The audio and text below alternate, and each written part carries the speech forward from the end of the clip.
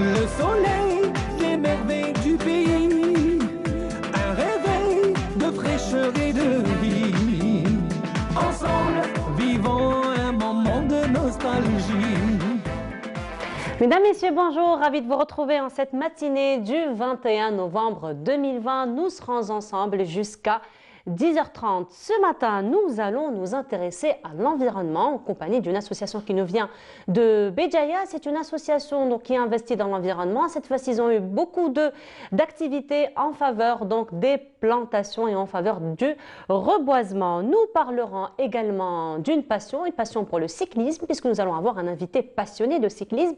Lui qui a fait le tour d'Algérie, il a même fait un périple, on va dire, d'Algérie jusqu'en Tunisie, à bord de son vélo. Et les rubriques habituelles du samedi, notamment Samira Hadjamar, elle va s'intéresser à un objet. C'est un objet qui nous accompagne tant bien lorsqu'on est petite, plus particulièrement, mais aussi pour la décoration. Elle va s'intéresser aux poupées, pas des moindres, mais ce sont des poupées artisanales qui font un petit peu la promotion du patrimoine matériel, du patrimoine immatériel algérien. Et aussi, donc on va finir l'émission cette matinée toujours avec ces objets qui nous accompagnent étant petits, qui ont un impact très particulier, très important sur le développement psychologique de l'enfant. Ce sera en compagnie de Meissa Bellar aussi, elle qui va s'intéresser au dodo, donc quelle est l'importance des dodos dans la vie des enfants. Voilà un peu pour le menu de ce matin, mais avant cela, les nouvelles du ciel en compagnie de Mina Abd.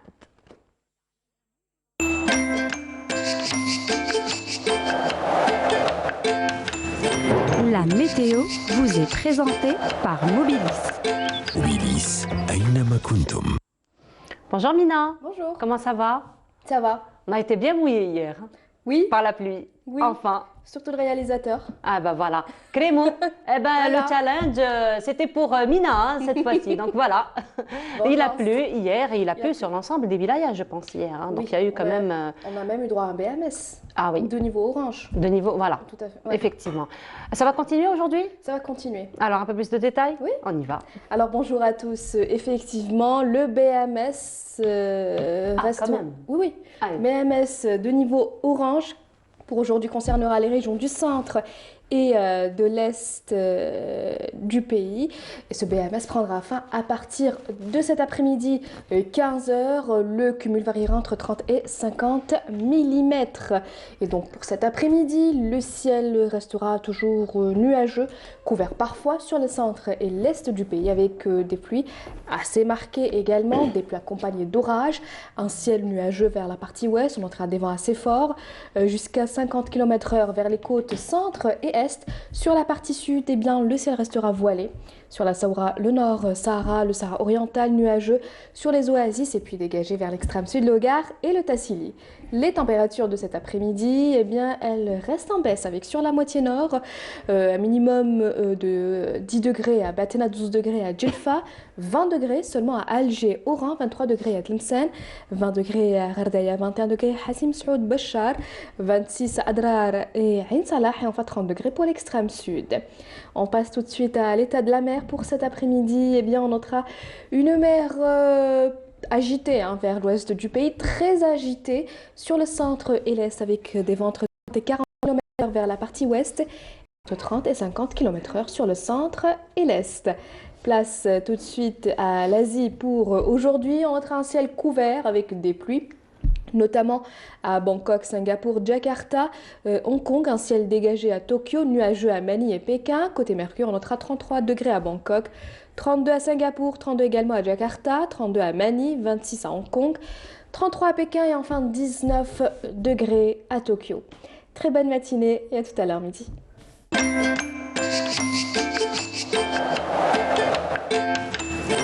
La météo vous est présentée par Mobilis. Mobilis, أينما كنتم. Une grande pensée ce matin à Amal Laribi, elle qui adore la pluie. Oui.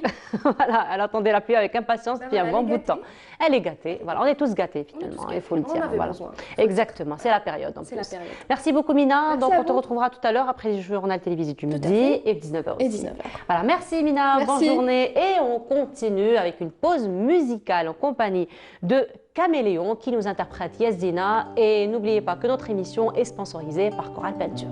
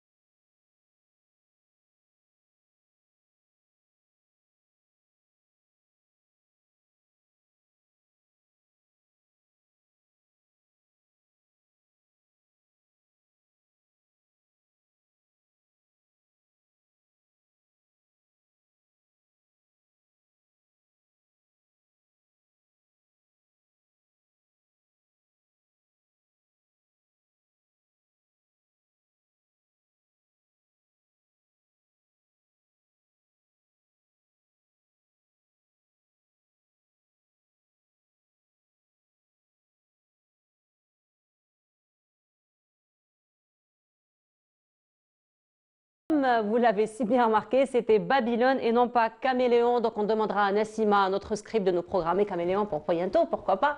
Et place à l'écologie à présent, en compagnie d'un représentant donc, de l'association Oxygène qui nous vient donc, de Béjaïa. C'est une association donc, qui s'intéresse à l'environnement qui est représentée ce matin par Khaled Foudil. Bonjour.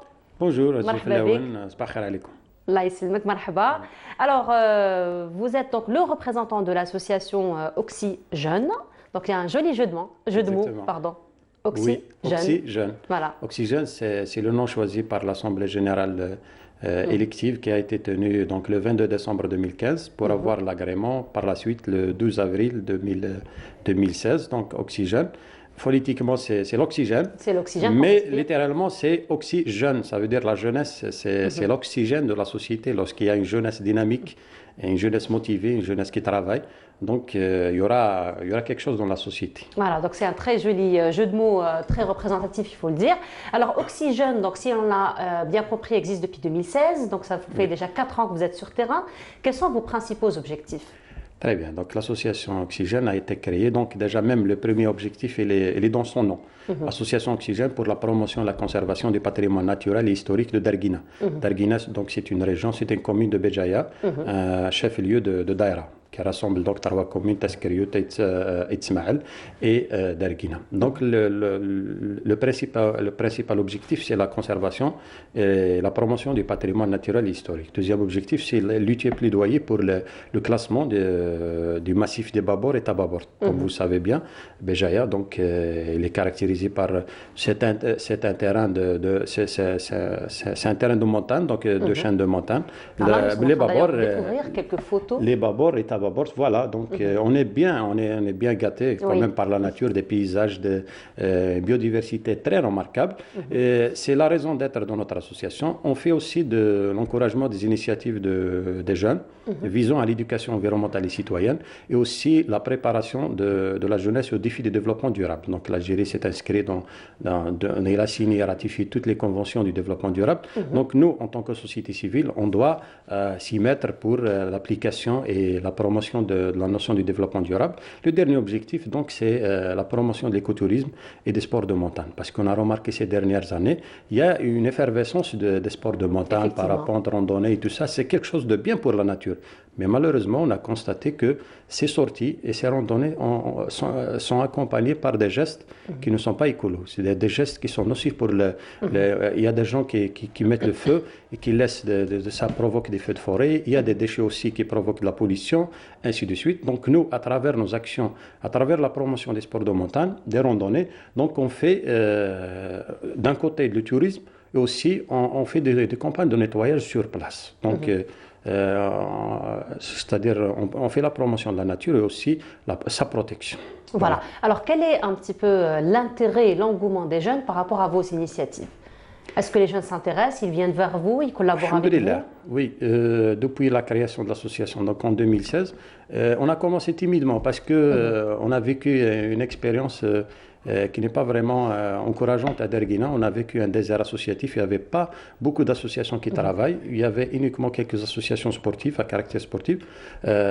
Donc nous, en tant qu'association, on était presque la première association dans la région à caractère écologique. Donc ça n'a pas été facile dans le début, mais avec le temps, c'est-à-dire le début de nos activités, on a assisté c'est-à-dire à une adhésion massive de la part des citoyens, notamment la gente féminine, parce que chez nous, c'est une région conservatrice en quelque sorte, donc une région enclavée, donc ça n'a pas été facile de faire adhérer des filles dans notre association, mais avec le temps, on a assisté à une adhésion, à une participation massive dans nos actions, notamment les actions menées sur le terrain. Donc nous avons fait des actions de proximité, nettoyage des cimetières, on a commencé par le nettoyage des cimetières, puis l'embellissement et la décoration et nettoyage des sites publics, la décoration des escaliers.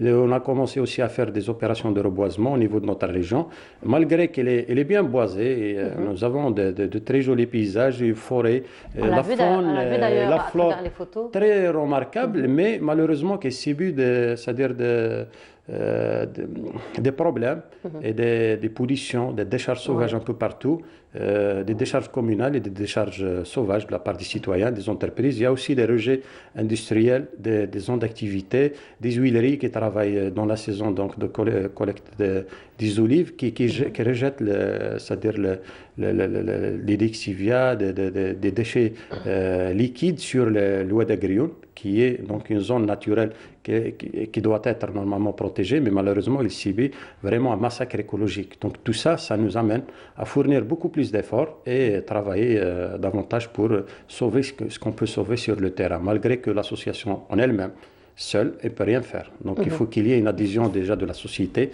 il faut qu'il y ait une prise de conscience de la part des autorités aussi.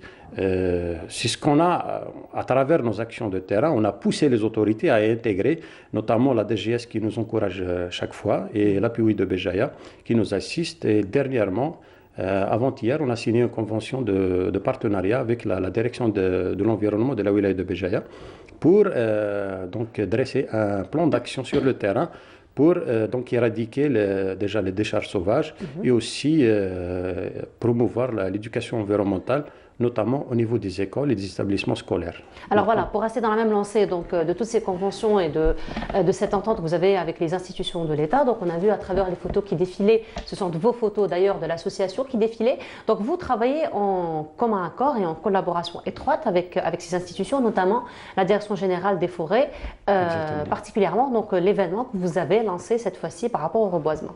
Très bien. Donc, on s'est inscrit dans cette démarche nationale du gouvernement même pour reboiser et planter des arbres un peu partout, notamment dans les terrains et les sols vulnérables et ceux qui ont été ravagés par les feux de forêt de la dernière saison. Donc, de toute façon, cette opération, le reboisement, on le fait chaque année. Hein. Ce n'est pas uniquement lorsqu'on subit des feux de forêt ou bien des incendies. Depuis la naissance de l'association, depuis 2016, on a planté plus de 2000 arbustes. Voilà. Donc cette année, dans le cadre du projet co-financé par la DGS et l'API de Béjaïa, donc c'est un projet intitulé contribution à la conservation de la biodiversité et la gestion durable et intégrée des ressources naturelles de Oued Agrioun.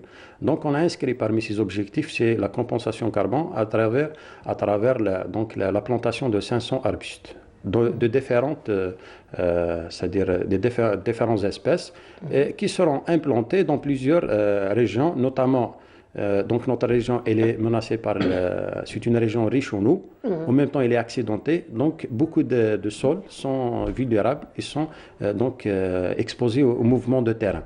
Donc, à travers notre plan de reboisement qu'on a tracé avec la conservation des forêts, notamment les districts et la circonscription des forêts de Sokotnin et le district de Darguina, donc on a essayé de dresser un plan pour la plantation d'arbustes bien choisis, bien spécifiques pour des sols bien déterminés. Donc, la dernière fois, le jeudi, c'était une grande opération.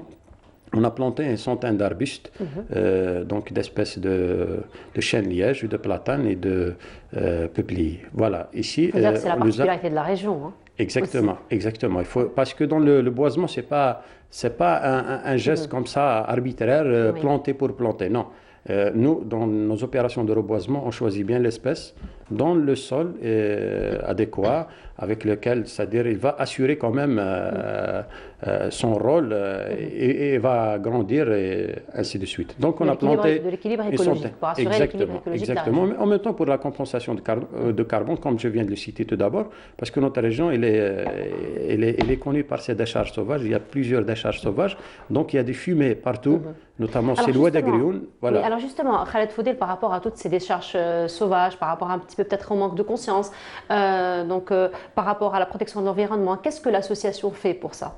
Très bien. Dans le cadre de ce projet, parce que le projet n'a pas venu, c'est-à-dire avec les premières années du travail de l'association, au contraire, elle est venue après 4 ans d'existence, après avoir fait preuve sur le terrain, c'est-à-dire les autorités nous ont fait confiance, sinon nous avons postulé pour un projet, un appel à projet qui a été lancé par l'API de Béjaïa et la DGS. Donc, on a été admis et on a été financé. C'est l'opération qu'on a fait ce dernier jeudi, donc c'était la première opération, c'est l'acte 1 dans notre projet.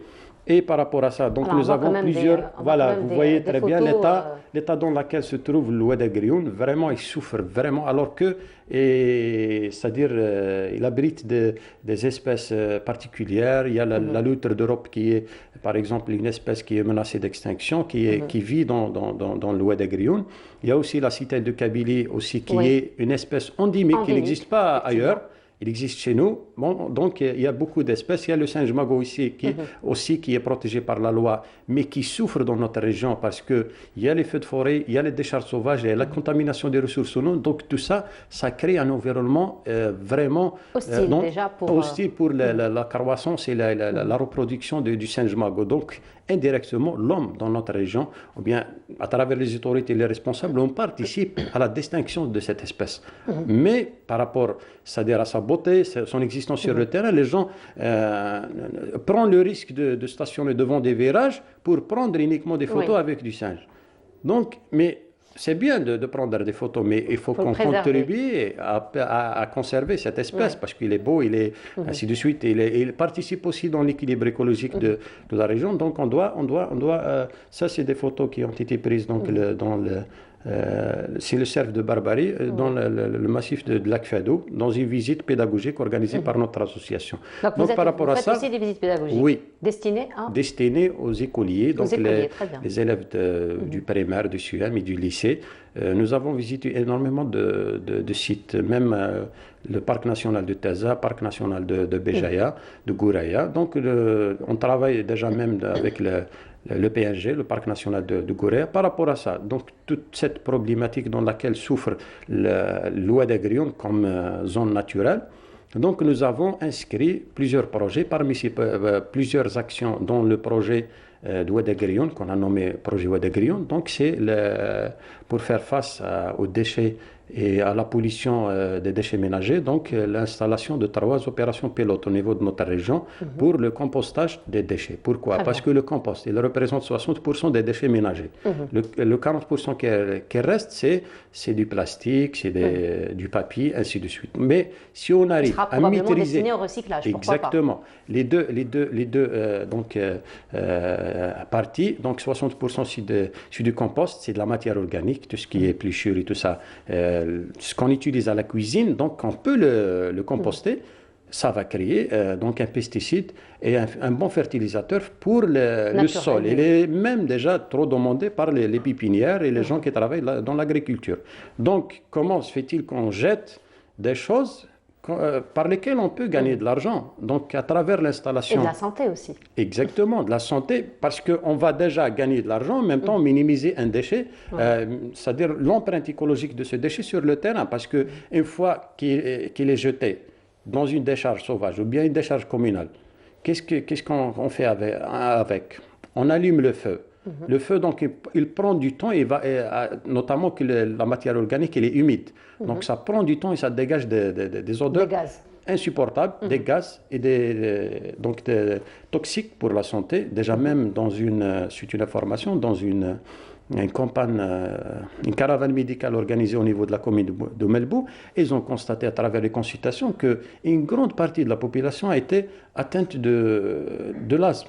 Donc des maladies à transmission atmosphérique. Ça a été causé par les décharges sauvages qui existent au niveau de notre région. Donc pour inscrire ou bien pour initier une opération ou bien un projet d'action pour faire face à cette problématique de déchets, on a inscrit ces 3 opérations pilotes qu'on va, c'est-à-dire les mettre en œuvre par la suite dans le cadre de l'avancement du projet. Et aussi, on va essayer de créer un espace de débat autour de cette région, Oued Agrioun, comme espace naturel. Parce que Béjaïa, il est connu par ces 2 oueds. Nous avons Oued Sommam, qui est une grande vallée, un grand fleuve de la wilaya de Béjaïa, mais il y a aussi le Oued Agrioun. Oued Agrioun qui est dans la région Est. Voilà, donc nous, en tant qu'association écologique, étant donné défenseurs de l'environnement, nous avons inscrit ce projet et nous avons mis dedans donc plusieurs actions. Et aussi, je vais ajouter la création donc de la bibliothèque qui est un centre de ressources. Pourquoi? Parce que pour agir en faveur de l'environnement, bien pour agir dans le cadre de la promotion de ce territoire, il faut avoir des connaissances, il faut avoir des données, il faut avoir des statistiques. On ne peut pas agir comme ça. donner des décisions et donner des solutions arbitraires. Donc notre association, elle agit dans le cadre d'une démarche purement pédagogique, scientifique, dans le cadre de la protection de l'environnement, à travers la consultation de documents, à travers le recours à des experts et des spécialistes. Déjà même, nous avons organisé plusieurs rencontres et plusieurs ateliers de réflexion avec des experts. Nous avons le professeur, je cite en l'occurrence le professeur Saou Hamid, donc qui est un professeur à l'université de Béjaïa, département d'hydraulique. Il y a aussi un expert en environnement, Abada Al-Mnowar, qui travaille avec nous et qui a animé plusieurs rencontres avec les autorités, avec les adhérents de l'association. Donc, notre démarche, c'est, à travers cette création, on va créer ce centre de ressources, voilà, pour créer un espace de débat. À la fin de ce projet, on va organiser donc une rencontre nationale sur la zone naturelle de Oued Agrioun, là où on va inviter des experts, des enseignants universitaires, des chercheurs, des doctorants, pour qu'ils puissent présenter leurs études sur notre région. Et tout ça, toutes les études qui seront présentées, elles seront recueillies sous forme de documents, une base de données pour la région et qui sera destinée donc aux étudiants et aux chercheurs de l'université de Béjaïa pour les encourager à travailler sur notre région. Parce que on a constaté que la majorité des thèses et mémoires qui sont réalisées sur les zones naturelles sont réalisées sur Oued Somam. Alors que Oued Agrioun, il a sa valeur, il a son histoire, il a sa vocation touristique, sa vocation historique. Et sa vocation écologique. Et sa vocation automatiquement écologique. Voilà. Alors, justement, Khaled Fodil, ça fait 4 ans que vous existez sur terrain, donc on voit que vous avez fait beaucoup de belles actions. Si on devait faire un bilan de toutes vos actions jusqu'à présent, qu'est-ce que vous pourriez dire? On va dire alhamdoulilah. Donc, mais beaucoup de choses restent à faire. Beaucoup de choses restent à faire. Nous avons organisé depuis la création de l'association plus de 200 activités entre donc nettoyage des espaces naturels, reboisement, formation des acteurs associatifs, parce qu'on a constaté que les acteurs associatifs qui existent dans notre région et même la wilaya, ils veulent travailler, mais ils manquent d'expérience et d'outils d'action. Un acteur associatif, même qu'il soit motivé d'une bonne volonté, il peut faire des bêtises sur le terrain. Oui. Donc, ça on vient est avec là. Exactement. Mais il peut faire, donc, il peut nuire à l'environnement indirectement, malgré qu'il aime l'environnement, qu'il veut apporter quelque chose. Donc, notre association a inscrit plusieurs formations. On a formé, déjà même, on dispose de plusieurs adhérents qui sont bien formés dans ces notions de développement durable, ainsi de suite. Mais ceci ne veut en aucun cas dire que c'est bon, c'est fini, on a mission accomplie. La mission accomplie ne sera jamais. Il s'agit de la nature. Exactement. C'est parce qu'il y a même une citation, je l'ai toujours citée à nos adhérents et nos amis de l'écologie, citée par Clint Eastwood, l'acteur américain. Oui. De Hollywood, il a dit tout le monde pose la question sur la planète qu'on va laisser à notre génération, alors que personne n'a posé la question sur les générations qu'on va laisser à notre planète. Surtout. Parce que c'est le plus important. Si on assure une éducation à nos enfants, automatiquement, ils vont préserver la planète. Mais si on réfléchit uniquement d'une manière égoïste sur la planète, donc on va laisser une génération qui ne va pas porter ce flambeau de la protection de l'environnement. Voilà, c'est un très beau message sur lequel on va clôturer. Merci beaucoup Khaled Fodé d'avoir été parmi nous ce matin. Donc on vous souhaite une très belle réussite et une très belle continuation aussi dans tout ce que vous allez entreprendre, tout ce que vous avez fait, tout ce que vous allez faire pour la nature. Merci beaucoup. Donc je rappelle, donc vous êtes le représentant de l'association Oxy le président, Jeune. fondateur de l'association. Donc Oxy Jeune, un joli jeu de mots, donc Oxy Jeune de Derguina, et vous êtes venu de Béjaïa. Merci beaucoup. Et on continue donc le programme de cette matinée. Vous savez, ces dernières années, une discipline sportive a fait son entrée en Algérie. Elle a beaucoup de succès. Il s'agit du CrossFit. Donc, c'est une discipline sportive à part entière. Là, c'est un reportage qu'on vous propose sur le CrossFit. Donc, un retour sur les bienfaits de ce sport. Je rappelle juste que c'est un reportage qui a été réalisé avant le confinement. Donc, vous allez voir qu'il y a beaucoup de monde. Après de longues années passées en tant qu'éducateur physique et coach principal sportif en France, Abdelkader a choisi de partager ses connaissances et son expérience au CrossFit avec les amateurs de sport algériens. Voilà, j'ai ouvert donc la première boxe en France en 2011, à Bordeaux exactement. Ensuite j'ai participé un peu à la promotion du CrossFit en France. Ensuite, donc, j'ai géré une salle pendant 5 ans en tant que gérant et coach aussi principal. Et donc je suis venu essentiellement en Algérie pour transmettre mon savoir. Voilà. J'estime que c'est une discipline qui apporte beaucoup pour la santé de chaque individu. Et je viens avec plaisir ici partager pendant 3 mois donc, mon expérience avec les Algériens. Une discipline qui apporte beaucoup pour la santé, c'est le cas de le dire, puisque le crossfit est un sport de type d'entraînement croisé entre plusieurs autres disciplines. Le résultat, après 3 mois de challenge généralement, se résume en un corps athlétique et harmonieux. On reprend un peu plusieurs exercices dans plusieurs disciplines, en particulier la gymnastique. On a aussi l'haltérophilie et on a tous les exercices de cardio. Donc la course à pied, la corde à sauter, l'aviron ou rameur par exemple. Et donc l'objectif, c'est de préparer les gens donc, de façon générale, de manière générale. C'est de la préparation physique générale en fait. Donc dans le but justement de développer plusieurs compétences physiques qui vont de la souplesse en passant par la force, la vitesse, l'agilité, la puissance, etc. L'équilibre, la coordination, tout ça. Pour ce faire, un staff d'encadrement qualifié et professionnel exige. Raison pour laquelle Abdelkader a dû offrir une formation de base de 15 jours avant même le lancement du projet. La formation continue périodiquement afin que le suivi des adhérents soit optimal. Je suis coach qui va, on va dire, superviser, donc je supervise une équipe de 15 entraîneurs. Donc la plupart sont des Algériens, diplômés en sport, mais aussi professionnels dans leur sport. Il y a des gymnastes professionnels de l'équipe nationale par exemple, il y a des haltérophiles, il y a des anciens pratiquants d'arts martiaux et tout. Et moi donc je les ai formés donc, on va dire, au maniement du crossfit, aux bases du crossfit. Et de temps en temps, mais toutes les semaines, on fait des briefings, on se rencontre pour essayer d'améliorer justement leur apprentissage, de régler quelques points, etc. Donc je fais vraiment attention à ce que tout se passe bien dans le meilleur des cas. L'encadrement, selon Abdelkader, se poursuit même après la fin de la séance d'entraînement. Sur une initiative personnelle, il œuvre à coacher et accompagner les sportifs à travers des vidéos périodiquement diffusées sur les réseaux sociaux. Ces vidéos ont pour objectif donner des conseils dans plusieurs domaines. Les flèches qui touchent, les omoplates qui touchent. On a ce premier test ici. On les a appelés, c'est une série de vidéos, on les a appelés les TOD, les Tips of the Day, en référence au WOD, au CrossFit, les Workouts of the Day, donc les entraînements du jour. Là on est sur les conseils du jour. Donc c'est mon initiative, je voulais faire ça, ça me tenait à cœur parce qu'en fait comme on encadre pas mal de monde, surtout le soir, il y a des groupes qui sont assez conséquents. Moi ce que je voulais c'est pouvoir donner mon savoir pour que les gens puissent être autonomes après leur séance. Voilà. C'est-à-dire qu'ils ont un temps libre, donc soit ils travaillent leur gainage, ça peut être aussi à la maison, des conseils à la maison, des conseils diététiques, des conseils en termes de gainage, d'étirement, de récupération, de techniques de mouvement, de conseils de mobilité, de souplesse à porter, etc. Voilà. Donc ça va être diffusé régulièrement, quotidiennement, on va essayer. Dans un format qui plaît, c'est-à-dire voilà, une bonne qualité d'image et avec une voix audible, voilà, avec un micro, etc.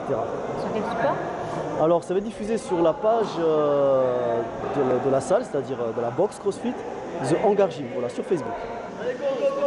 Après une courte période passée auprès des amateurs sportifs algériens, Abdelkader reste impressionné par le dévouement, la volonté et surtout l'endurance des sportifs, particulièrement pour cette discipline peu connue en Algérie.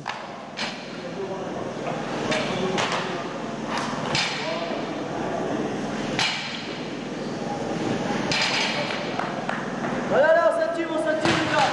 Deuxième round, c'est parti, let's go. 2 tours de hangar. Voilà, c'était donc un reportage sur le CrossFit, cette discipline donc qui s'est bien installée en Algérie, une discipline donc, qui nous permet finalement de toucher à plusieurs disciplines à la fois. Et restons donc pour la passion du sport, mais particulièrement à la passion pour les voyages et pour la découverte, puisque ce matin, nous avons un passionné de voyage et un passionné de vélo. Il s'agit de Youssef Bouchali. Youssef, sabah al-khair, bonjour. صباح الخير مدام. Marhaba. الحمد Ça لله. va Youssef? والله الحمد Tu es لله venu en vélo تمام ou لا tu es en voiture? لا لا بالطوموبيل. Il est venu en voiture. Qui va le vélo? باش نلحق في الوقت هذا ما كان. Sinon, il serait venu à vélo, Youssef. Alors, Youssef, alors on sait que vous avez fait donc le tour, enfin, vous avez fait, on va pas dire le tour de l'Algérie, mais on va dire la moitié donc de l'Algérie, vous l'avez fait à voler. Voilà, قال لك كريمو جيت به. Voilà, il a trouvé la photo donc. صح. Voilà, donc ça c'est le كان vélo. طون بريباراسيون. هذا en pleine préparation. هذاك هذه في الدار، هاي في لاكور تاع الدار، هذيك كنت موجد في الفيلو تاعي في الماتيريال هذاك. D'accord. Alors, on va revenir justement à tous ces préparatifs. Alors, Youssef, donc, vous avez fait, on va dire, la moitié de l'Algérie à vélo. Alors, tout d'abord, d'où vient cette passion pour le voyage? D'où vient cette passion pour le vélo? Bon, c'est une passion que je me fais. C'est une passion اللي تزيد بها. Voyage, la découverte, l'exploration, تحبيت. C'est un mode de vie. ماشي une passion برك. C'est pas un sport هكذا. C'est un mode de vie. إنسان هكذاك يعيش هكذاك. دونك انا قبل الفيلو درت بليزيور فواياج نخرج سا ديبون كل خطره كيفاش. En groupe, وحدك مع أصحابك, comment ça se passe? في لي ديبي ديالي كنت نخرج اون جروب ومن بعد خلاص وليت نخرج وحدي كاريمون. وليت نخرج وحدي باسكو جو تروفي كو سيتي بلو براتيك سيتي بلو كاش نفهمك سيتي بلو اكستريم اون بلوس هكذا. ومن بعد درت هذا الفواياج تاع الفيلو سيت واحد من لي فواياج ديالي هذا تاع الفيلو. C'était quand? ديسمبر العام اللي فات من ديسمبر لفيفري. Décembre dernier décembre. de 2019. D'accord. Donc juste avant le confinement. Juste avant, ouais, juste avant. من fin décembre حتى début février هكذاك عاودت وليت دخلت. Donc ça vous a pris 3 mois de voyage, c'est ça? Non, fin décembre, début février, un mois et demi. Un mois. Début fin décembre, oui. Fin décembre, début février. Fin décembre, début février. Voilà, donc un mois et demi. Moi, j'ai compté décembre, janvier, février. J'ai fait les choses vraiment de façon carrée. Un mois et demi. Alors, le voyage, donc vous êtes parti où? Ça vous a pris combien de temps? Vous faisiez combien de distance pour aller vous reposer? Non, هي l'idée كامل بدات بان فواياج un long voyage à vélo.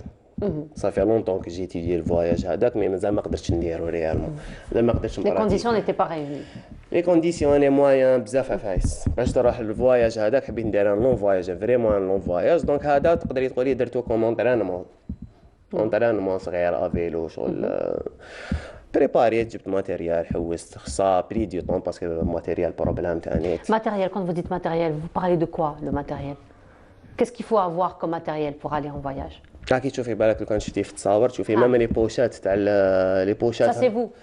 هذه انا مام لي بوشات هذوك اللي في الفيلو لي بياس دو ريشونج لي توني الحوايج كلش ماتيريال هذا كلش ماتيريال لا طونت باسكو ما كنتش نروح ما كنتش في لي زوتال كنت برا بيفواك ماشي وحدك. وحدي. يعطيك الصحة. الله يسلمك. C'est l'aventure, hein? اكزاكتومون. دونك وجدت هذوما الماتيريال ديالي ورحت خرجت من الدار مقلعه. C'était pas très lourd tout ça pour un vélo? سيتي تري لور. تري لور. انا راه في الفيلو هذاك راه بريسك 50 كيلو ولا زياده تسمى بلوس بوا ديالي. بلوس لو بوا تاعك. وفيتيتي ماشي فيلو ماشي فيلو دروت. فيتيتي سي بلو ديفيسيل ماشي مخدوم لي طراجي هو. بصح انا رحت به سبيسيالمون باسكو يصلح لي بيست والطرقان مكسرين وباسكو فيلو كورس ولا ما يصلحش لهذاك العفايس. D'accord. Alors comment vous l'avez vécu le voyage? Alors il faut dire que vous êtes parti en Tunisie. من بعد حبط للصحراء تاع تونس وعاود دخلت على واد سوف. حتى على ليطورال دخلت على واد سوف. D'accord, alors le voyage, qu'est-ce que vous avez vu, qu'est-ce qui vous a marqué, qu'est-ce qui vous a plu? Donc là, on est en train de voir des photos de votre voyage qui défilent. وشنو هذه؟ القلعة. هذا c'est le parc تاع القلعة. طونغا لاك طونغا. Oui. Voilà. Alors, احكي لنا, qu'est-ce que vous avez découvert, qu'est-ce qui vous a le plus marqué dans votre voyage? Ce qui m'a le plus marqué والله غير شوفي تحبي الصح سي لا سوليداريتي تاع لي زالجيريان. D'accord. سيتي انكرويابل. عرفتي شنو شوفي ملي خرجت من الدار تقدري تقولي بريسك كل ليله نصيب وين نبات. بريسك كل ليله في الدار. Justement, ça c'est très important ce que vous venez de dire. كل ليله تصيب وين تبات. Est-ce que les gens savaient que vous alliez venir? Non.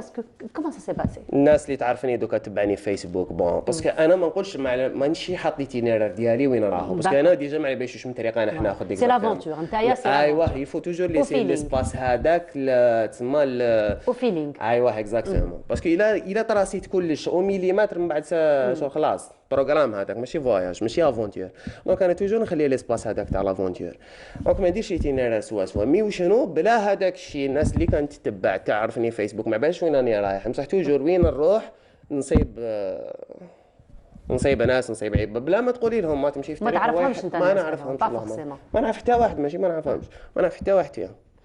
كاين ناس خلاو لي، كاين ناس حتى خلاو لي مفاتح تاع ديارهم وراح خلاوني بت، كاين ناس عاونوني صديقهم ماتيريال صديقهم حوايج صديقهم اون توكا. واحد ما في تونس كانت هكذاك الحقه، ما في تونس والله غير ما في تونس، وين تروح يعاونوك وين كلش حاجه ما تخصك. Surtout quand on sait qu'un jeune il va à l'aventure, donc on est curieux de savoir كيفاش راه يعيش لافونتور تاعو. اكزاكتومون يحوسوا يفهموا يحوسوا كذا، سيرتو دي فوا نطيح مع دي سيكليست اللي هما ثاني تيخدموا هاد لي فواياج، دونك هما اوتوماتيكمون كاين ان ايشانج ديكسبيريونس دو كونساي. كاين هو يخلي يقول لك قعد معايا 3 4 جور هنايا في الدار باش نقصروا باش شايفه هما هكذا شغل يعجبهم الحال. Voilà, c'est très bien. Et justement, Youssef, alors vous avez commencé, vous nous avez dit en groupe, maintenant vous êtes seul, mais il y a toujours, il faut dire qu'il y a toujours des groupes qui s'intéressent donc à cette discipline, qui s'intéressent au vélo. Et Faria Al-Hamdi a rencontré un groupe justement qui s'organise chaque vendredi dans le parc, donc dans plusieurs endroits. Et cette fois-ci, c'était à Sharia qui se sont organisés, et c'est Faria Al-Hamdi, pardon, qui les a suivis. Je vous propose donc de voir ce reportage. Faire du vélo ou marcher dans la nature, éveiller les sens, respirer. Les promenades en forêt ont de multiples vertus. Rien de tel en cette période de pandémie de coronavirus. La nature, l'air pur et la liberté. Ces jeunes cyclistes, amateurs de l'Afroun, ont organisé ce week-end une sortie à Shri'a, dans la wilaya de Blida. مع المرض ان شاء الله ربي يعافينا وان شاء الله ربي يرفع علينا هذا البلاء. عندنا دائما لي زادمين تاع الجروب تاعنا هما اللي يجيروا الحاله. عندنا لا ديستونس بيان سور لي بافيت توجور عندنا، الجال تاع اليدين عندنا ودي فوا هما اللي يخيروا الديستيناسيون وين. لازم لك ايامات هكا في السمانه تخرج دير فيهم سبور. هنا هذاك سبور نديرو في الفيلو، عندنا اون جور بار سيمان نخرجوا نديرو نتلاقاو جماعه هكا ونخرجوا. هذا ماك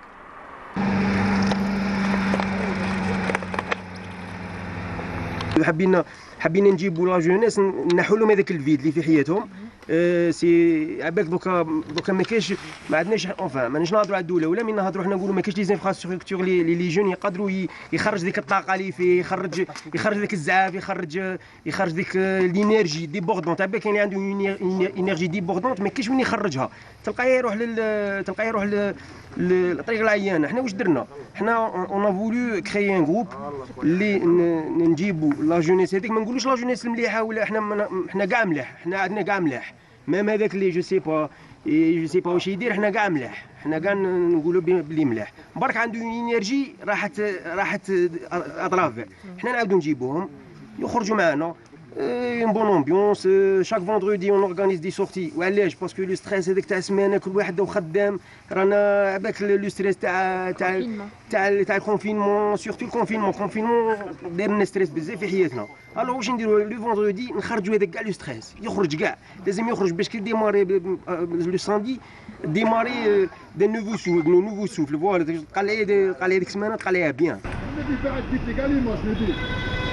Aller respirer dans la forêt aide à renforcer le corps, l'organisme et les poumons.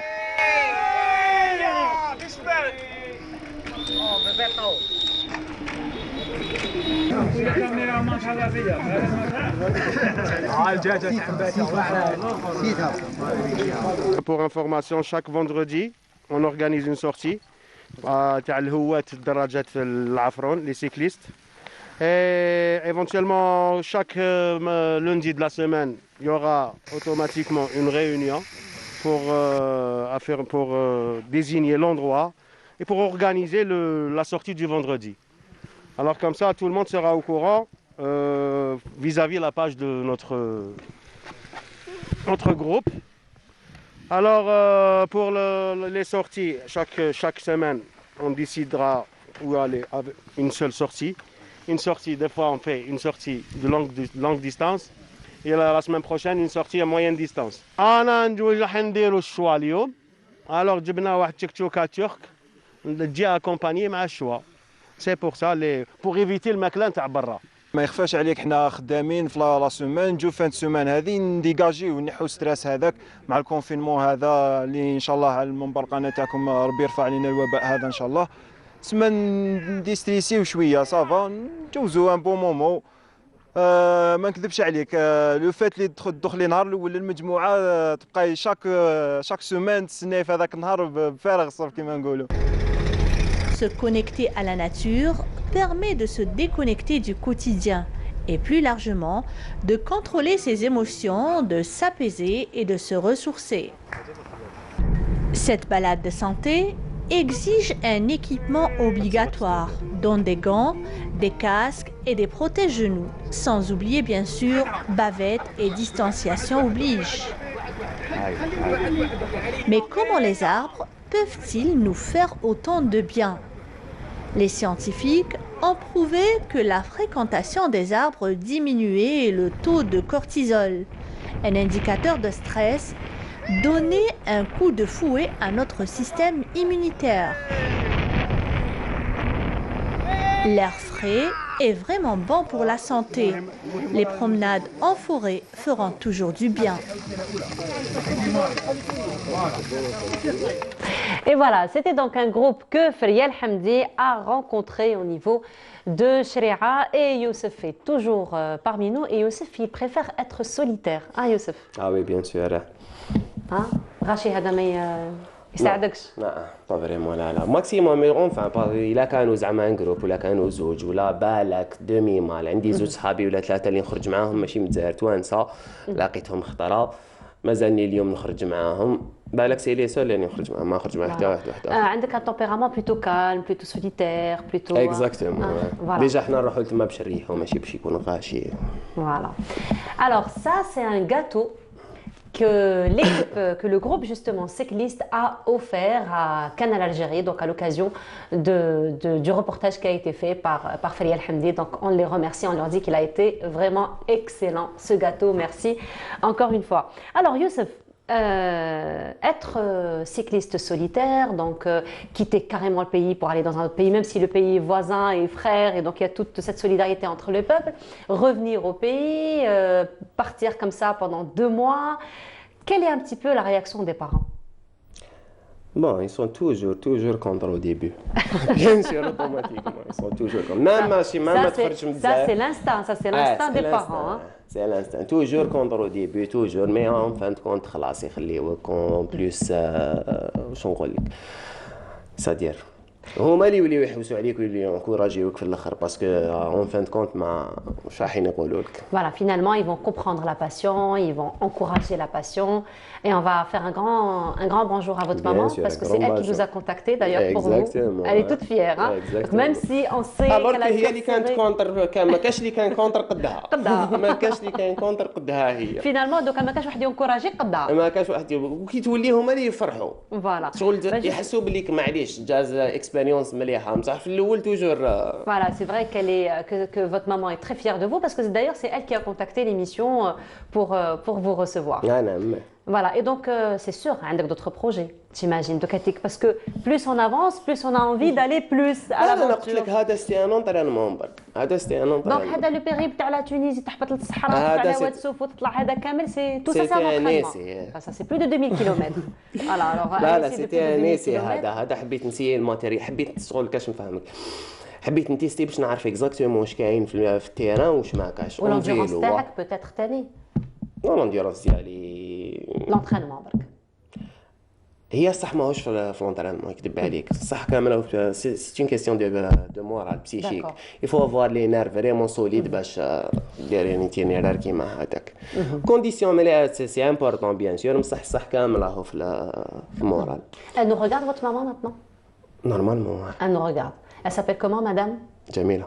Alors, Madame Jamila, je voulais vous dire que ce matin, la coïncidence a fait que votre fils, Youssef Bouchali, a été mon étudiant. Oui, vraiment. Ouais. A été mon étudiant et je voulais dire que Youssef est téméraire aussi, même quand il était étudiant. Voilà, Nimbia. Ça, à la bala. Voilà, donc c'est une belle coïncidence et que nous aussi, donc c'est vraiment une fierté pour nous de recevoir comme ça des jeunes, de voir qu'il y a des jeunes quand même qui vont à l'aventure, qui cassent finalement un mur qui est le mur de la peur, le mur de l'inconnu. Donc, avec l'inconnu. Voilà. Alors on les salue ce matin. زياد ووليد وكاين واحد اخر ماهوش هنا. D'accord. Alors donc Youssef finalement le mur تاع l'inconnu, تاع la peur, تاع خلاص vous n'avez plus cet obstacle بركا خلاص. ماشي سي با ان اوبستاكل سي على جالو اللي نروحو حنايا. على جالو اكزاكتومون تروحي تحوسي على لانكوني واش كاين مور هذاك لا ليميت اللي انا دايرينها حنا في راسنا واش كاين موراها.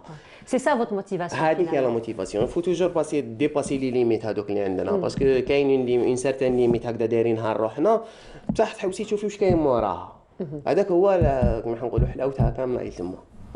Alors ça c'est une très belle photo que nous venons de voir. Donc il y a beaucoup de folie hein, finalement. Donc on voit هنا هلكني البرد كان يدخل من الكاس. Voilà. ما قدرت هذاك تريكو من الداخل باش.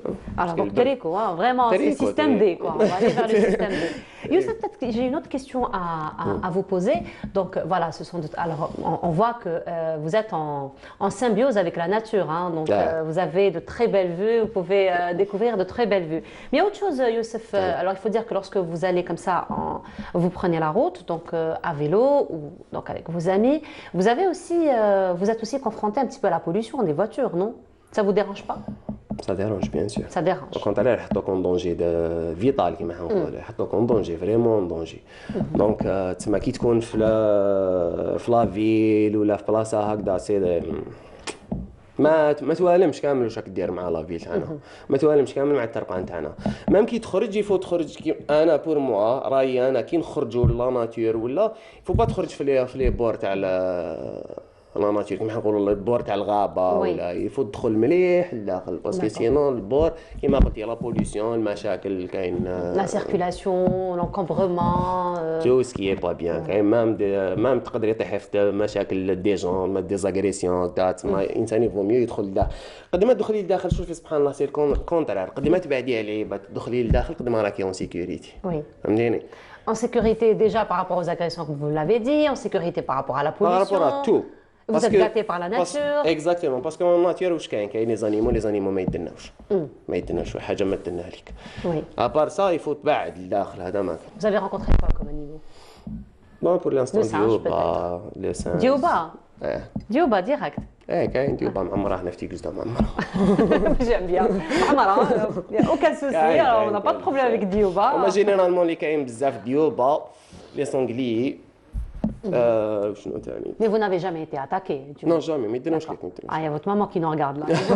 Il faut la rassurer pour les prochains voyages. والله ما يدناو ليك باسكو هما ديجا كيفاش نفهم il faut savoir maîtriser تاني لا سيتوياسيون باسكو تقدريش تكوني ما تعبكش واش راكي ديري وتكوني تما باسكو il faut pas تخلعيهم ولا il faut pas فيها ميم كي تشوفيه نورمال il faut garder الكالم ديالك وهو يروح ما يحوسش عليك. Ah c'est vrai, c'est ce que disent aussi les spécialistes de zoologie, ils disent toujours que les animaux s'ils attaquent c'est parce qu'ils ont faim ou ils ont peur.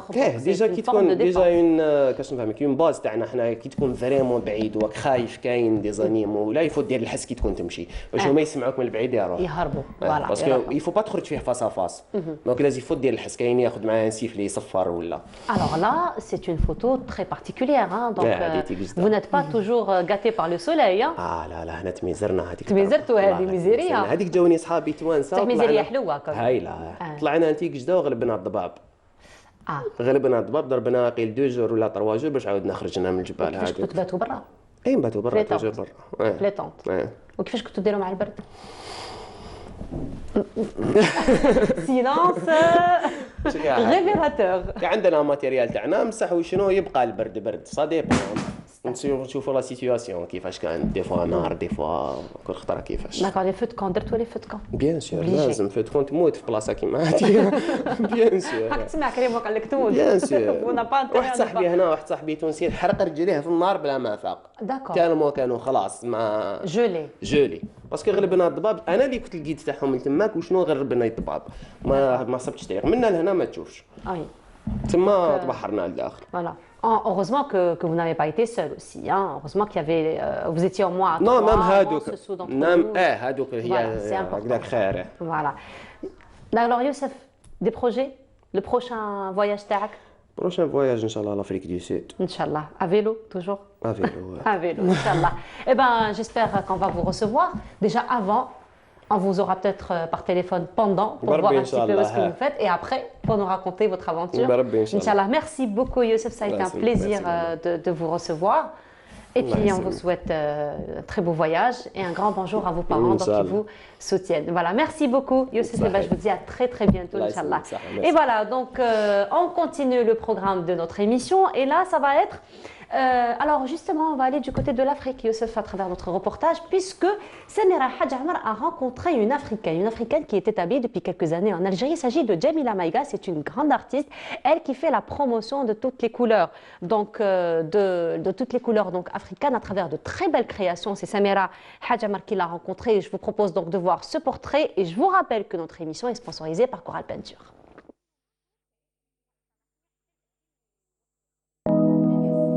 Coup de cœur pour Jamila Maïga, une créatrice de mode, mais pas n'importe laquelle, avec du wax, tissu africain, l'origine indonésienne, exporté par des Hollandais au 19e siècle.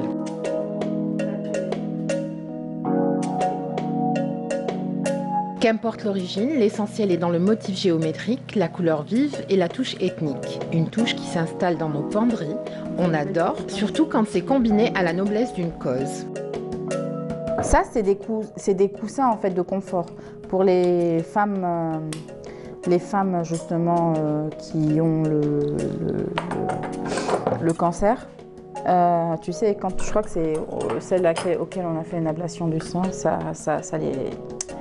les réconforte. Je crois que c'est pour dormir en fait parce qu'elles ont des douleurs, donc ça les soulage en fait. J'ai pris le tuto en fait sur internet et j'ai commencé à le faire. Mali, Niger, Nigeria, Sénégal, Jamila Maïga œuvre à sa façon à partager le patrimoine. L'Afrique est à l'honneur. Dans mon travail, en fait, j'utilise un tissu qu'on appelle le wax. Donc, vous avez le wax en fait qui est utilisé. J'aime bien l'utiliser en fait dans une tenue complète, par exemple là. Et j'aime bien aussi faire un mélange en fait de tissus, de couleurs. Donc là, je vais sur l'uni. Par exemple, là, j'avais fait une collection où j'allais sur l'uni en haut et je mettais du wax en bas pour atténuer pour celles qui ne pouvaient pas porter la tenue complète. Après, vous avez le wax. Vous avez aussi différents types de wax. Vous avez du wax, voilà. Vous avez du tissu malien. Vous avez du tissu malien qu'on appelle le comatex. Donc ça, c'est un coton malien, des motifs en fait maliens, inspirés en fait de ce qu'on appelle le bogolan. Le bogolan, c'est le tissage malien, 100% malien. Donc là, vraiment, c'est un coton fait de manière artisanale, voilà. De l'énergie de la création, de l'emblématique Afrique et de l'Afrique subsaharienne, Jamila Maïga nous fait voyager grâce à ses créations dans nos racines profondes. Il y a des modèles, ce sont des clientes qui nous les ont inspirés. Jamila, je préfère plus... si tu allais dans ce sens-là, ce serait mieux que si tu allais dans un autre sens. Et c'est comme ça qu'au fur et à mesure, j'ai évolué.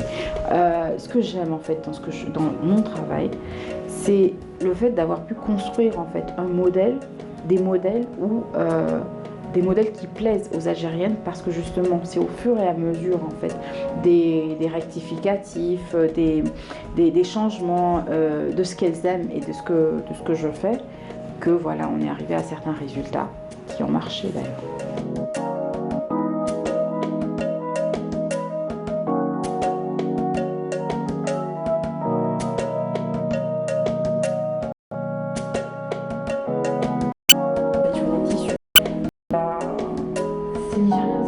Ça, c'est malien.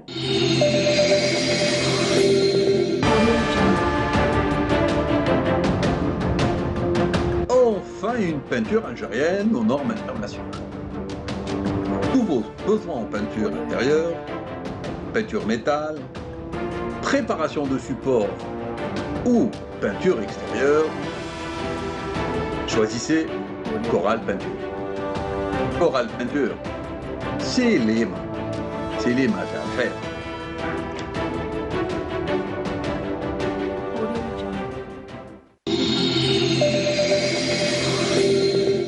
Et Samira Hadj Amar est parmi nous. Samira, bonjour. Bonjour. Comment vas-tu, Samira? Ça va, alhamdoulilah, très bien. Alhamdoulilah. Samira, comme à l'accoutumée, tu fais toujours de très belles rencontres. Merci, oui, c'est vrai. Oui, c'est toujours un plaisir. c'est vraiment le côté exceptionnel du métier de journaliste. Du métier de journaliste et surtout pour Bonjour d'Algérie. Oui, effectivement, parce qu'on a vraiment l'occasion de toucher à tout. Et de rencontrer, de faire de très jolies rencontres. Très jolies rencontres. Très intéressantes. Comme le cas de Jamila Maïga, qui est nigérienne, qui a un atelier, qui, elle, crée de très jolis modèles à partir du wax. Et comme on a vu, le wax n'est finalement pas du tout africain. Contrairement à ce qu'on croit, effectivement. Exactement. Il est originaire d'Indonésie. Ce sont les Hollandais en particulier qui l'ont exporté vers le monde. Et les Africains se sont appropriés ce tissu. Et ils ont rajouté leur symbolique, puisqu'on retrouve sur les tissus beaucoup de symboliques. Par exemple, pour les Maliens, on retrouve même des signes, des symboles berbères, comme il en existe chez nous. Voilà. Voilà, donc finalement, il y a un jumelage entre deux cultures. Donc on s'est approprié le wax, on a apporté un petit peu les symboles de l'Afrique. Et ça représente bien l'Afrique, parce que l'Afrique, ça a toujours été très coloré. Nous sommes en Afrique, l'Algérie est en Afrique, et donc nous sommes très imprégnés, et on le retrouve particulièrement dans la partie sud de l'Algérie. C'est l'Afrique subsaharienne. Exactement, à Tamanrasset, par exemple. En fait, toute la partie sud. Mais là, aujourd'hui, chez les Tamashek, donc, qui inclut les gens Tamanrasset, les habitants Tamanrasset, les Touaregs, communément, ce sont les Européens qui ont appelé les Tamashek Touaregs.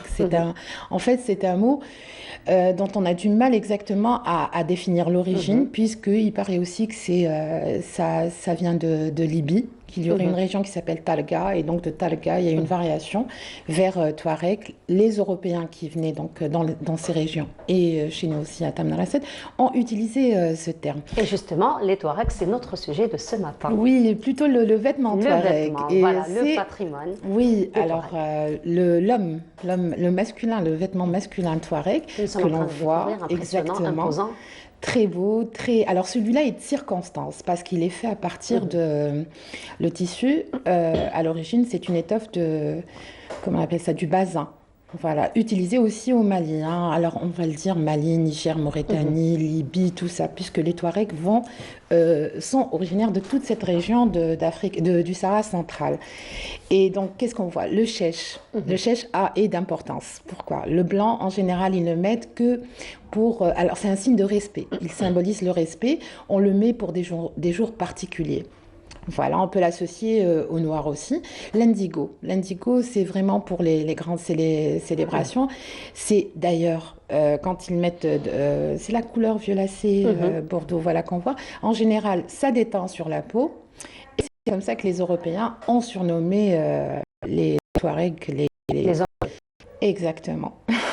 En plus, le boubou qu'on voit, donc la tunique qu'on voit, couleur bleue, donc ils ont hérité de ce surnom, on va dire. Voilà. Qu'est-ce que mettent les Touaregs? Ils mettent des temba. Ce sont des nu-pieds, des sandales. Voilà. C'est très pratique. C'est fait à partir de cuir, donc de peau. Ils mettent aussi, alors, un sarouel. Un sarouel qui, lui, s'appelle l'ekerbey. Plutôt, en arabe, c'est sarouel. En français, pantalon. Voilà, c'est comme ça. Et le Touareg, en général, quand il y a une célébration maintenant, parce qu'ils ne le portent pas tous les jours, ont une espèce d'épée ou de sabre qu'on appelle la takouba. Voilà. Donc, ça, c'est le vêtement Touareg. Et il y a aussi les femmes qui s'habillent comme ça. Et moi, je suis allée faire un reportage. Demande-moi, Nour. Demande-moi. C'est tellement passionnant, c'est tellement accrocheur. Voilà, alors j'apprécie finalement.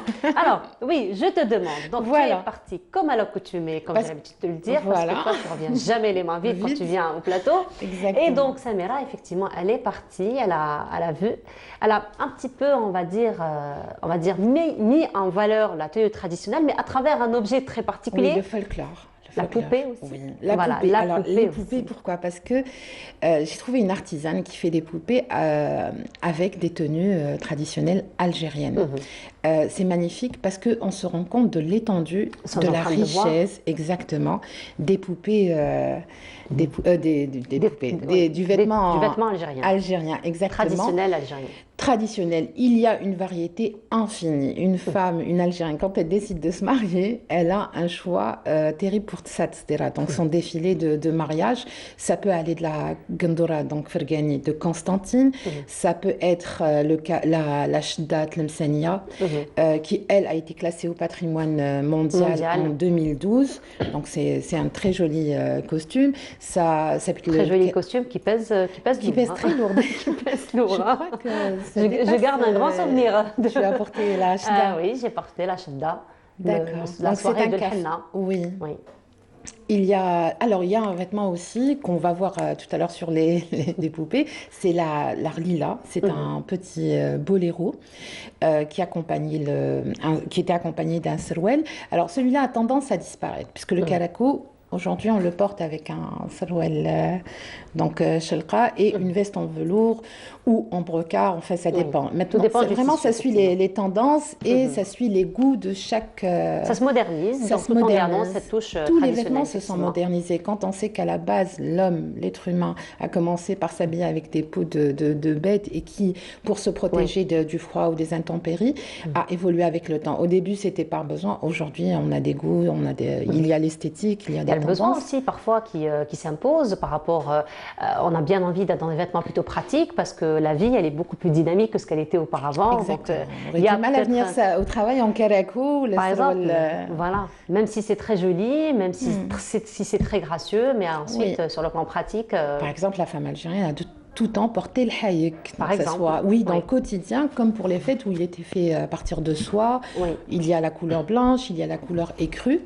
Et donc, tout ça, on le retrouve chez cette artisane qui fait des poupées, des costumes sur des poupées. Enfin, l'intérêt est dans le costume, pas la poupée en elle-même, mais dans la tradition et le patrimoine qu'elle souhaite partager, parce qu'il y a beaucoup de collectionneurs aussi qui s'intéressent à ça. Et ça nous permet, nous, de pouvoir...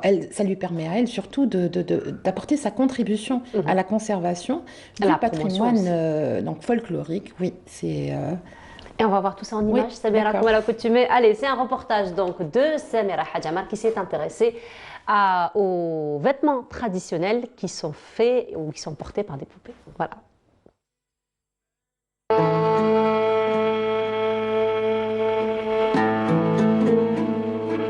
Dans un atelier improvisé, du fil, des aiguilles, du tissu, des perles et des strass, mais surtout des doigts de fée qui s'exercent pour habiller des poupées en princesses d'époque, de tradition et du patrimoine.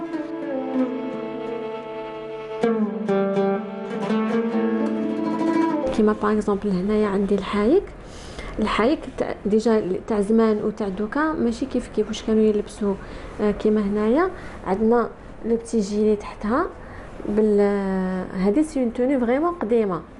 هنايا سي سروال مدور اي اونكور اون بوبي ما نقدروش نديروه فريمون عريض مي لو فري سروال مدور il était très très large.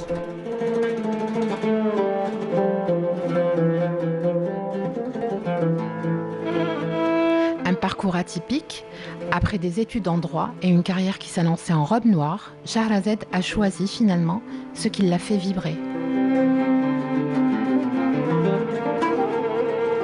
Je suis à la base juriste, j'ai un bac plus 5 en droit et j'ai laissé tomber, mais j'ai laissé mes études de côté وبديت بالعقل parce que à la base أنا تعلمت في la famille, c'est من mon arrière-grand-mère, ma grand-mère, mes tantes, ma mère كانوا يخدموا الغرزة, كانوا يخدموا الفتلة, donc بلا ما تحسي تصيبي روحك تميلي في هذاك لو دومين.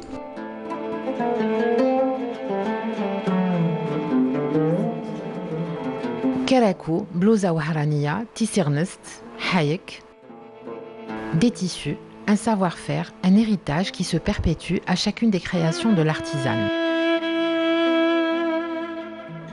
Faire connaître au monde entier les tenues et les coutumes, les traditions algériennes. Avec tous les détails, parce que c'est les détails qui font la différence en fait. Quand tu fais une tenue annabia et constantinoise, c'est les détails qui font la différence. العنابية عندها لو جيلي اللي ينزاد فوق القندورة هذيك. القسنطينية لا العنابية اللي بلو شارجي وعندها ميم لو بتي شابو هذاك. القسنطينية لا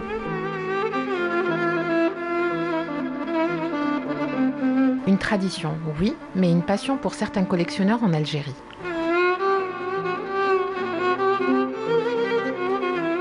Les collectionneurs يحبوا les 48 ولاية ما عندهمش une préférence تاع ولاية ولا mais كاين بزاف les tenues les plus demandées نقدر نقول لك الكالاكو الكابيل et Touareg.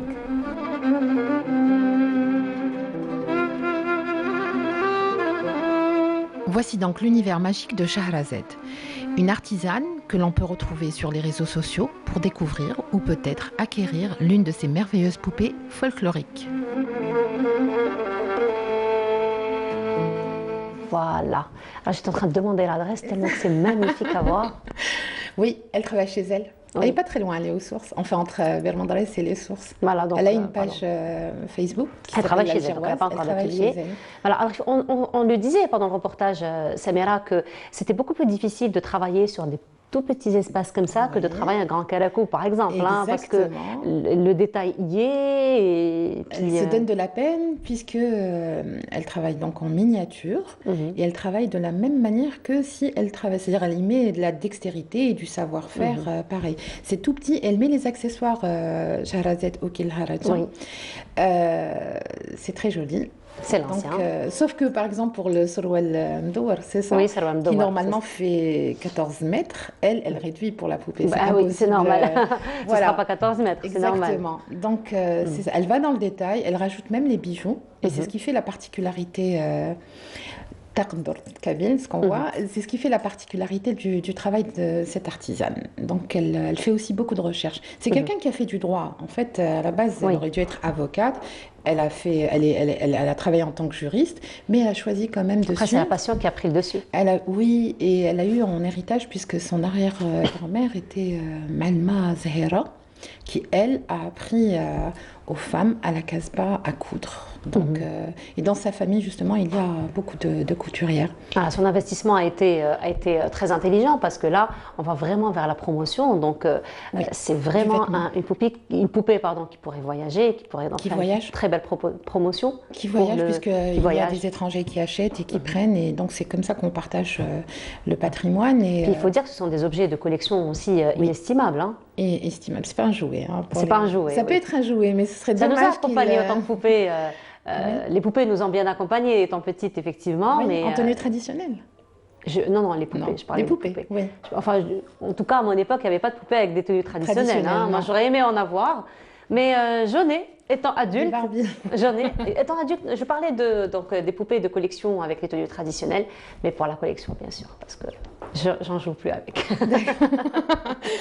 On peut les garder en souvenir. Hein. On les garde en souvenir, effectivement. Et les collectionner maintenant avec celle de très belle collection. Voilà, c'est une très belle collection, il faut le dire, parce que maintenant on peut collectionner tous les objets, pourquoi pas donc des poupées, parce que c'est comme ça qu'on fait finalement la promotion de la culture, hein, du patrimoine. Du patrimoine folklorique, exactement. Et le nôtre est très riche, comme je l'ai dit. Et c'est aussi un voyage, un voyage dans l'histoire, un voyage dans une identité, dans un savoir-faire. On a remarqué que, par exemple, les perles de culture étaient présentes aussi bien à Tlemcen qu'à Alger aussi. On les met. Maintenant, on fait aussi des vestes, donc les vestes qui accompagnent le calaco à partir de pierres précieuses. Effectivement. Je crois que c'est ce qui est tendance aujourd'hui, c'est de mettre des pierres précieuses ou des pierres en cristal, je crois. En cristal, en Swarovski. Exactement, c'est ça. Le choix vraiment, c'est bien élargi, on va dire, par rapport à tous ces rajouts. Voilà, on a eu Nessila, je crois, les créatrices de mode algériennes, Nessila comme Yasmina, qui ont revisité, pour Yasmina, c'était la tenue Touareg, Tergui, donc, et Nessila, c'était pour les tenues algéroises, Naili. Voilà, et donc toute la richesse est mise en valeur. Toute la richesse, exactement. Voilà, qu'on peut retrouver dans les poupées, donc sur les poupées de l'artisane l'Algéroise. Sur sa page Facebook, c'est l'Algéroise. Pour Jamila Maïga, elle, on la retrouve sur Facebook à partir d'Arkadji. Arcadie, voilà, effectivement. Voilà.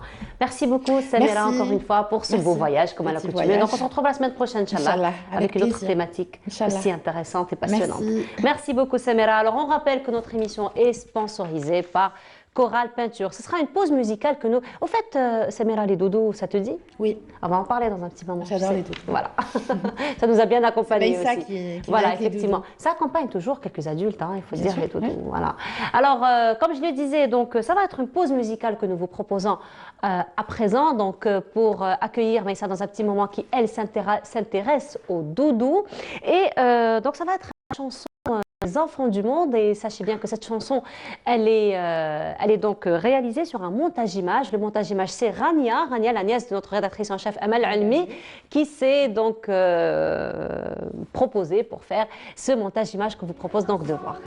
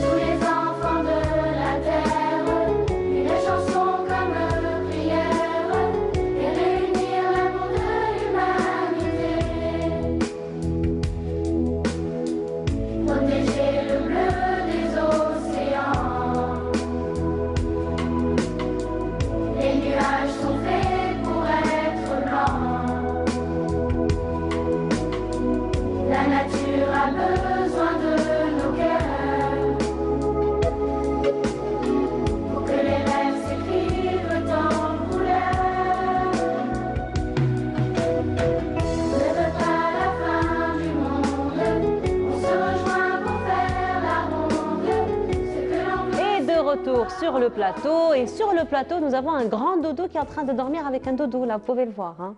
Ah non Rouda, j'ai très bien dormi cette nuit avec mon petit doudou. Bah, un dodo qui dort avec un dodo. Oui. Tu es magnifique Maïssa, Merci, avec ton merci. dodo que tu portes et le dodo avec lequel tu dors. Oui. Finalement, c'est très beau ce que tu portes. Merci. Ah, ça fait vraiment rappeler le dodo, hein. Oui, donc Voilà. avec les petites cornes, là, Voilà. oui. Alors, Maïssa, bien entendu, si tu es un dodo aujourd'hui, alors hier tu étais UNICEF, aujourd'hui tu es dodo, la semaine prochaine on ne sait pas ce qu'elle sera, Maïssa.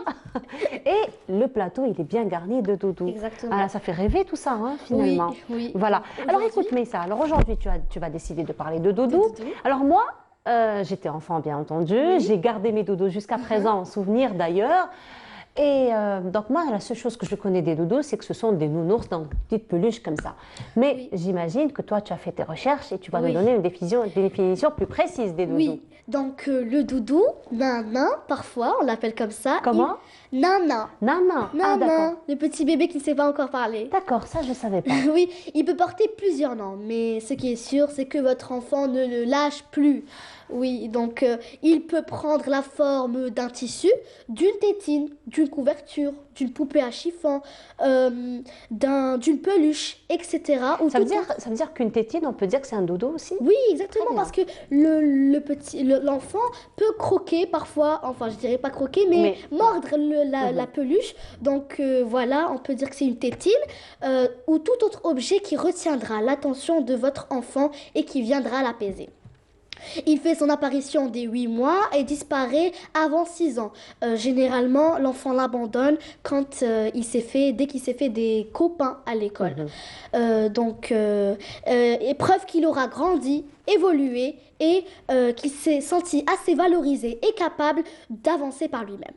Alors, est-ce qu'on peut dire dans ce cas-là que tous les enfants ont des doudous et tous les enfants peuvent avoir des doudous avec lesquels ils vont grandir jusqu'à l'âge de 6 ans?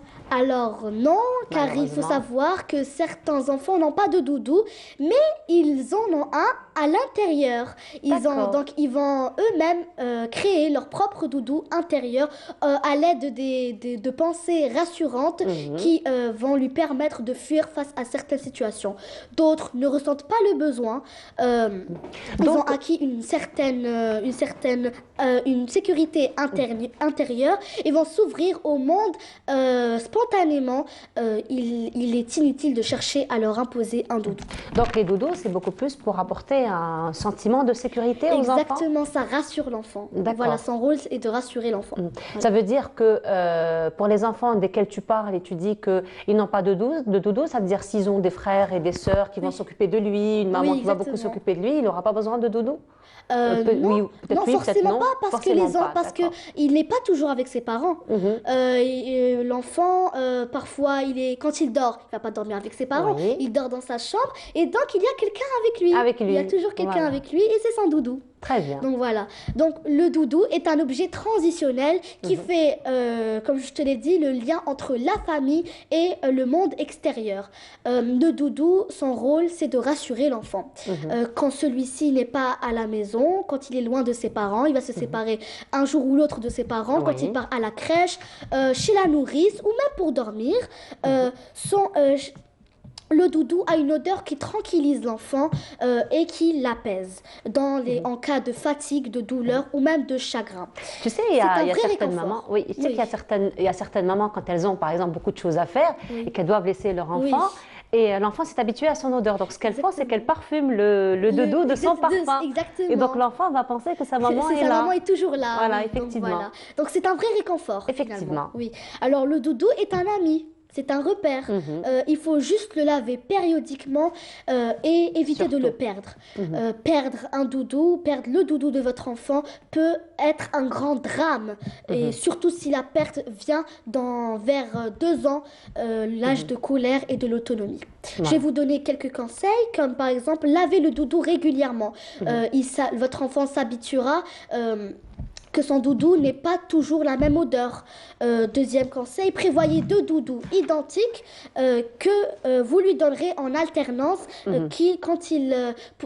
afin qu'il ait une odeur et une texture semblable. Troisième conseil, pour la sécurité de votre enfant, il faut vous assurer que votre enfant, le doudou de votre enfant ne représente aucun danger pour lui et qu'il soit conforme aux règles, plutôt aux normes internationales. Par exemple, si le doudou de votre enfant a des yeux en forme de bouton, assurez-vous qu'ils sont très bien collés et très bien cousus, et parce que parfois ils se détachent et ça a un risque d'étouffement pour l'enfant. Donc voilà, préférez les peluches, par exemple comme cette petite peluche, elle a les yeux brodés. Et donc il n'y a aucun risque. C'est une peluche tendance, hein? Oui, c'est une peluche tendance, c'est la grande mode des enfants aujourd'hui. C'est Olaf dans le film de la Reine des Neiges. Voilà. Et puis il y a même son ami. Ah, bah voilà. Voilà. Qui a aussi les yeux brodés. Les yeux brodés, exactement. Donc, il présente aucun danger pour l'enfant. Je peux voir l'autre doudou, là, s'il te plaît? Celui-là? Celui-là. Oui. Donc, il y a une autre astuce aussi, Maïssa, qu'on peut faire. Donc, encore une fois, pour assurer la sécurité de l'enfant, c'est carrément d'enlever le bouton. Carrément. Et faire une broderie, donc broder les yeux pour assurer une sécurité optimale à son enfant. Effectivement. Donc, il y a toujours des astuces comme ça pour assurer, mais c'est très important. Oui, c'est très important, exactement. Il y a d'autres conseils ici? Pour l'instant... Voilà, donc ce sont les conseils les plus importants. Alors, Clément, notre réalisateur, se rappelle d'un épisode, apparemment, ce qu'il vient de me dire en tout cas, quand tu as dit qu'il faut faire très attention à ne pas perdre son doudou. Oui. Alors, les parents, ils ont un gros problème avec les enfants dans la voiture, parce qu'on va essayer d'ouvrir un petit peu les vitres pour aérer, et puis l'enfant, qu'est-ce qu'il va faire? Il va jeter son doudou. Oui, c'est vrai, parce qu'il ne connaît pas encore le danger, il ne sait pas que... Exactement. Donc, il faut faire attention à ça et essayer donc de fermer peut-être les vitres pour ne pas perdre le doudou. Oui, donc voilà, surtout si, comme je vous l'ai dit, vers 2 ans. Si l'enfant a 2 ans, c'est l'âge des colères et de l'autonomie, franchement, ça va être insupportable. Oui. Alors, dis-moi, Maïssa, quelle est ta relation, toi, avec les doudous? Alors, moi, personnellement, je n'ai pas eu de doudou quand j'étais petite. Je préférais les livres à musique. Là? Ah, d'accord, à musique, oui. Mais Alors, j'ai quelque chose de spécial. J'ai donc un doudou, mais voilà, qui se met dans le cou. Très pratique. Il m'accompagnait partout où je vais aller. Bon, je partais pas avec à l'école ou n'importe où, mais je l'aimais bien parce qu'il est amusant. Il a une petite tête, voilà, il s'appelle Chico. D'accord. Il s'appelle Chico. Donc, à la voiture, par exemple, dans les longs trajets, ou quand on fait des balades en voiture, je l'avais toujours et puis je le mettais dans ma tête pour faire des siestes ou n'importe voilà. Et très pratique, il te permet donc d'entreposer ta tête comme ça, de t'allonger sans avoir mal au cou. Oui, voilà. Et donc j'en ai un autre. Alors je sais, il est pas stable parce que il ressemble à la marionnette Mr Bean. Oui, c'est vrai. Pas vrai? C'est vrai, tu as raison. Donc, oui. Voilà, c'est le doudou de ma sœur. C'est le doudou de ma sœur. Bon, j'ai négocié pour le ramener aujourd'hui sur le plateau. Ah, j'imagine, hein. Oui, parce que, bon, c'est vrai qu'elle est un peu grande, mais elle l'aime toujours quand elle dort. Quand elle dort, elle le serre, elle a besoin de quelqu'un à côté d'elle, donc elle a son petit doudou qu'elle appelle Teddy. Donc il a un nom et il s'appelle Teddy. Voilà. Voilà. Mais parfois, quand elle le fait pas toute la journée, il y a celui qui s'occupe de lui, les chats. Ah. Ils vont sauter dessus, ils vont le déchiqueter carrément. Regardez, il est même ouvert par l'arrière. Oui, mais bon, c'est récupérable, c'est pas grave. C'est récupérable, on peut juste le coudre. C'est ce qui est en fait, c'est un petit peu l'avantage des doudous. C'est pas comme les poupées ou les voitures, quand elles se cassent, c'est un peu difficile de récupérer. Mais les doudous, juste un petit fil. Un petit fil et une aiguille, on a fait l'affaire.